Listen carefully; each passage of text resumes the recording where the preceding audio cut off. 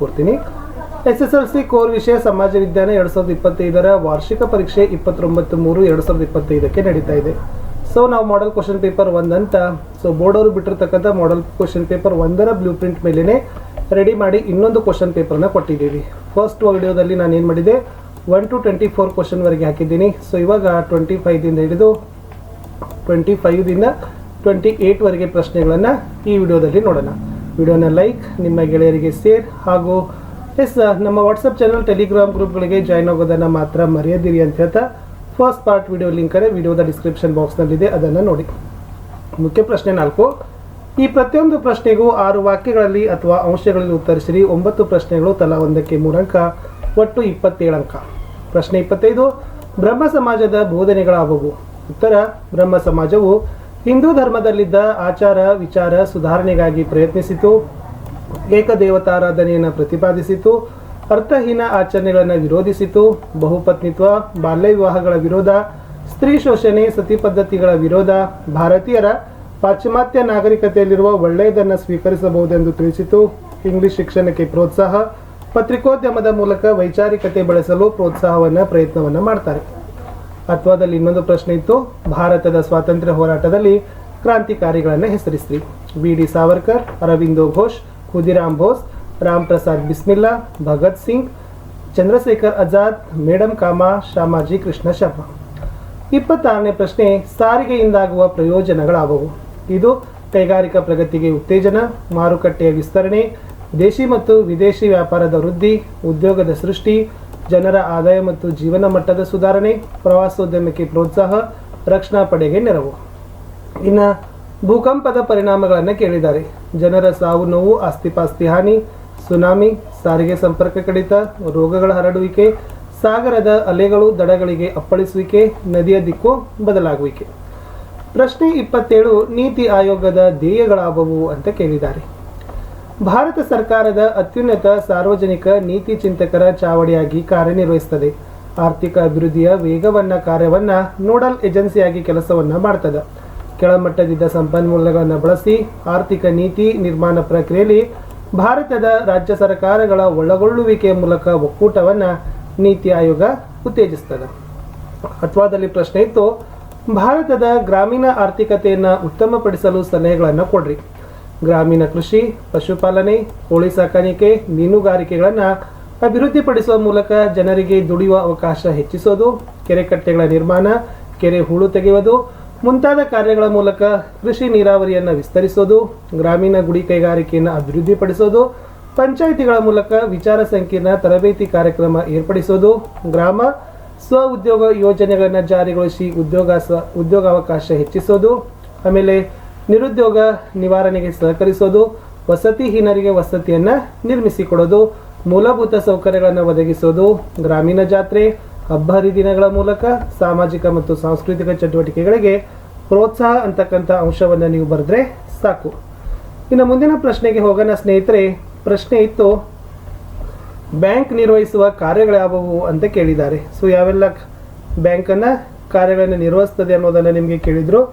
So ಉತ್ತರ ನೋಡೋದಾದರೆ, ಸಾರ್ವಜನಿಕರಿಂದ ಅಥವಾ ಇತರರ ಠೇವಣಿಗಳನ್ನು ಅಂಗೀಕಾರ ಕೊಡೋದು, ಸಾರ್ವಜನಿಕರಿಗೆ ಮತ್ತು ಸಂಘ ಸಂಸ್ಥೆಗಳಿಗೆ ಸಾಲ ಕೊಡೋದು, ಹಣವನ್ನು ಒಂದು ಸ್ಥಳದಿಂದ ಮತ್ತೊಂದು ಸ್ಥಳಕ್ಕೆ ವರ್ಗಾವಣೆ, ಚೆಕ್ಕು ಮತ್ತು ಹುಂಡಿಗಳ ಮೇಲೆ ಹಣ ವಸೂಲಿ, ಹುಂಡಿಗಳನ್ನು ಸೋಡಿ ಮಾಡೋದು, ಭದ್ರತಾ ಕಪಾಟುಗಳನ್ನು ಬಾಡಿಗೆ ಕೊಡೋದು, ವಿದೇಶಿ ವಿನಿಮಯದ ವ್ಯವಹಾರಗಳನ್ನು ನಿರ್ವಹಿಸೋದು, ಬೆಲೆ ಬಾಳುವ ವಸ್ತುಗಳನ್ನು ತಮ್ಮ ಸುಪರ್ದಿಗಳಲ್ಲಿ ಭದ್ರವಾಗಿ ಇಟ್ಟುಕೊಳ್ಳೋದು, ಸಾಲ ಪತ್ರ ಮತ್ತು ಜವಾಬ್ದಾರಿ ಪತ್ರಗಳನ್ನು ಕೊಡೋದು ಅನ್ನೋದನ್ನು ಬರೆದ್ರೆ ಸಾಕು.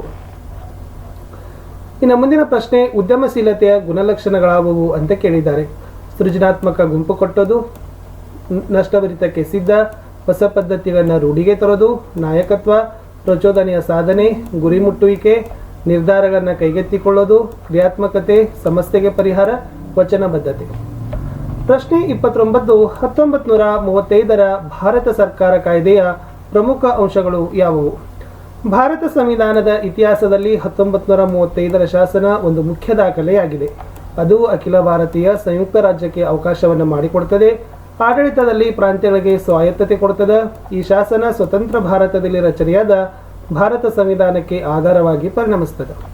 30ನೇ ಪ್ರಶ್ನೆ, ಮಾರ್ತಾಂಡವರ್ಮನು ಡಚ್ಚರನ್ನು ಹೇಗೆ ನಿಯಂತ್ರಿಸಿದನು? 1741ರಲ್ಲಿ ಈಸ್ಟ್ ಇಂಡಿಯಾ ಕಂಪನಿ ಕೊಟ್ಟಾರ್ಕರ್ ಸಂಸ್ಥಾನವನ್ನು ಮುಂದಿಟ್ಟುಕೊಂಡು ತಿರುವಾಂಕೂರಿನ ಮೇಲೆ ಯುದ್ಧ ಸಾರಿತು. ಸ್ಥಳೀಯರು ಸೇರಿದಂತೆ ಸಂಸ್ಥಾನಗಳು ಡಚ್ಚರೊಡನೆ ಮಾರ್ತಾಂಡವರ್ಮನ ಸೈನ್ಯವು ದಾಳಿಯನ್ನು ಹಿಮ್ಮೆಟ್ಟಿಸಿತು. ಡಚ್ ಪಡೆಗಳು ಕೊಚ್ಚಿನಕ್ಕೆ ಹಿಂತಿರುಗಿದವು. ಆದರೆ 1941 ಆಗಸ್ಟ್ 10ರಂದು ಕೊಳತ್ಸಲ್ ಎಂಬಲ್ಲಿ ಮಾರ್ತಾಂಡವರ್ಮ ಮತ್ತು ಡಚ್ಚರ ನಡುವೆ 4 ದಿನಗಳ ಕಾಲ ಭೀಕರ ಯುದ್ಧ ನಡೆಯಿತು. ಅಂತಿಮವಾಗಿ ತಿರುವಾಂಕೂರಿನ ಸೈನ್ಯದ ಯುದ್ಧದಲ್ಲಿ ಮೇಲುಗೈ ಸಾಧಿಸಿ 24 ಪ್ರಮುಖ ಡಚ್ ಅಧಿಕಾರಿಗಳು ಯುದ್ಧ ಕೈದಿಗಳು ಆಗ್ತಾರೆ. ಕೇರಳ ಮತ್ತು ತಮಿಳುನಾಡಿನಲ್ಲಿ ಮೆಣಸಿನ ವ್ಯಾಪಾರದಲ್ಲಿ ಹಕ್ಕನ್ನು ಸ್ಥಾಪಿಸಿ ಡಚ್ಚರ ಬಂದರನ್ನು ಮರಳಿ ಪಡಿತಾರೆ.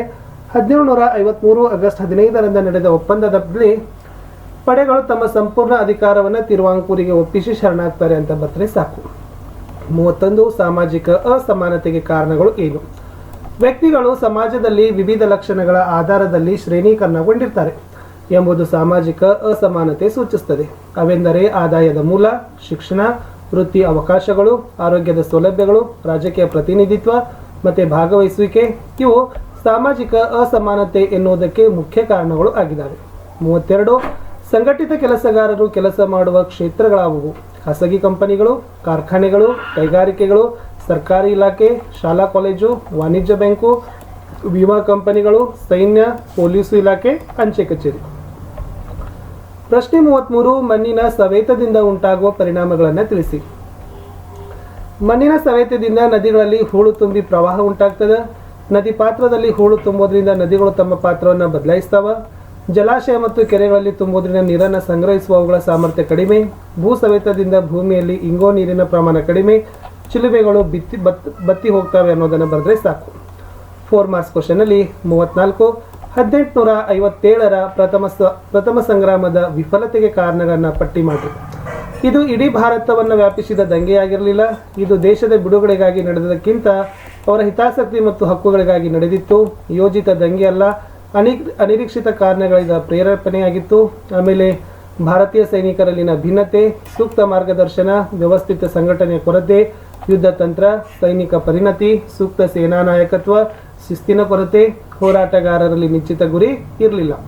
ಆಮೇಲೆ ಹಲವು ದೇಶೀಯ ಸಂಸ್ಥಾನಗಳ ರಾಜರು ಬ್ರಿಟಿಷರಿಗೆ ತೋರಿದ ನಿಷ್ಠೆಯಿಂದಾಗಿ ಸಿಪಾಯಿಗಳಿಗೆ ಬೆಂಬಲ ನೀಡಲಿಲ್ಲ. ಸಿಪಾಯಿಗಳು ಮಾಡಿದಂಥ ಲೂಟಿ, ದರೋಡೆ ಮೊದಲಾದ ಗಂಭೀರವಾದ ತಪ್ಪುಗಳಿಂದಾಗಿ ಜನರು ವಿಶ್ವಾಸವನ್ನು ಕಳೆದುಕೊಳ್ತಾರೆ. ಮುಂದಿನ ಪ್ರಶ್ನೆ, 2ನೇ ಮಹಾಯುದ್ಧಕ್ಕೆ ಕಾರಣಗಳು ಏನು? ಮೊದಲ ಮಹಾಯುದ್ಧದ ಸೋಲು ಮತ್ತು ಹಿನ್ನಡೆ, ಅವಮಾನಕರ ಒಪ್ಪಂದಗಳು, ಅಪಾರವಾದ ನಷ್ಟಗಳಿಂದ ಜರ್ಮನಿಯ ಆರ್ಥಿಕ ನೀತಿ ಅನುಭವಿಸುತ್ತದೆ. ಈ ಹಿನ್ನೆಲೆಯಲ್ಲಿ ಜರ್ಮನಿ ಮತ್ತು ಯುರೋಪಿನ ಹಲವು ದೇಶಗಳಲ್ಲಿ ಬೃಹತ್ ಕೈಗಾರಿಕೋದ್ಯಮಗಳು ಉಗ್ರ ರಾಷ್ಟ್ರೀಯತೆಯನ್ನು ಬೆಳೆಸಲು ದೊಡ್ಡ ಪ್ರಮಾಣದಲ್ಲಿ ಹಣವನ್ನು ನೀಡ್ತಾರೆ.